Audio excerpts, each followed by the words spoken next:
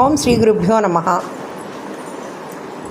మనం తినే ఆహారంలో ప్రతిరోజు ఈ విధమైన ఆహార పదార్థాలకి చోటిస్తే ఎటువంటి రోగాలు ఉండవు అని చెప్తూ ఇవాల్టి విషయంగా ఆరోగ్య పరంపరలో రోజుకి ఒక కొబ్బరికాయ తింటే న్యూరాలజిస్ట్ని దూరంగా ఉంచుతుంది, మెదడు ఆరోగ్యానికి తోడ్పడుతుంది.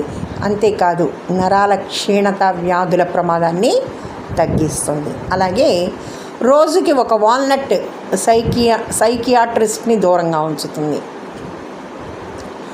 ఒమేగా 3లు పుష్కలంగా ఉంటాయి, ఆందోళన నిరాశను తగ్గించడంలో సహాయపడతాయి, మానసిక స్థితికి తోడ్పడుతుంది. రోజుకి ఒక ఉసిరికాయ ఇమ్యూనాలజిస్ట్ని దూరంగా ఉంచుతుంది, రోగ నిరోధక శక్తిని పెంచుతుంది, తరచుగా వచ్చే ఇన్ఫెక్షన్లను కూడా తగ్గిస్తుంది. అలాగే రోజుకి ఒక అరటిపండుని గ్యాస్ట్రో ఎంటరాలజిస్ట్ని దూరంగా ఉంచుతుంది, జీర్ణక్రియకు తోడ్పడుతుంది, ఎసిడిటీని తగ్గిస్తుంది, పేగులకి ఉపశమనం కలిగిస్తుంది. అలాగే రోజుకి ఒక అంజీర్ పండు ఎండోక్రినాలజిస్ట్ని దూరంగా ఉంచుతుంది, రక్తంలో చక్కెరను నియంత్రించడంలో సహాయపడుతుంది, హార్మోన్ల సమతుల్యతకి తోడ్పడుతుంది. అలాగే రోజుకి ఒక ఖర్జూరం హెమటాలజిస్ట్ని దూరంగా ఉంచుతుంది, ఐరన్ అధికంగా ఉంటుంది, రక్తహీనత అలసటని నివారించడంలో సహాయపడుతుంది.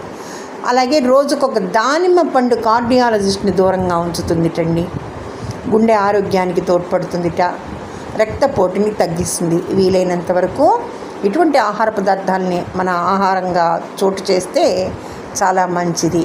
అలాగే రోజుకొక పిస్తా తింటే యూరాలజిస్ట్ అవసరం ఉండదు, మూత్రపిండాల పనితీరుని మద్దతు ఇస్తుంది, అట్లాగే మూత్రాశయ ఆరోగ్యాన్ని మెరుగుపరుస్తుంది.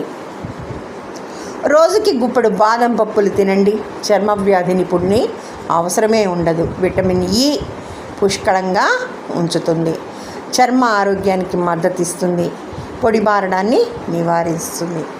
రోజుకి ఒక బొప్పాయి పండుని కూడా తింటే కాలేయ నిపుణుడి అవసరం కూడా ఉండదు, కాలేయ నిర్విషీకరణకు మద్దతు ఇస్తుంది, జీర్ణక్రియ కొవ్వు జీవక్రియకు సహాయపడుతుంది. ఎక్కువగా బయటి ఆహార పదార్థాలని తీసుకోకుండా మన ఇంట్లో తయారు చేసుకునే ఆహార పదార్థాలని ఎక్కువగా తినండి, నూనెలు తగ్గించి పళ్ళు ఫలాలు మరి నిమ్మరసం తేనె ఇటువంటి ఆహార పదార్థాలన్నీ కూడా చోటు చేసుకుంటే వేసవి బారి నుండి కూడా రక్షిస్తాయి. చక్కటి ఆహారాన్ని సమతుల్యంగా తీసుకుంటే ఆరోగ్యం బాగుంటుంది, తరచూ రోగాలు రాకుండా ఇన్ఫెక్షన్లు రాకుండా మరి తరచూ వైద్యుల దగ్గరికి వెళ్లకుండా నివారిస్తుంది. సర్వే జనా సుఖినో భవంతు. ధన్యవాదములు.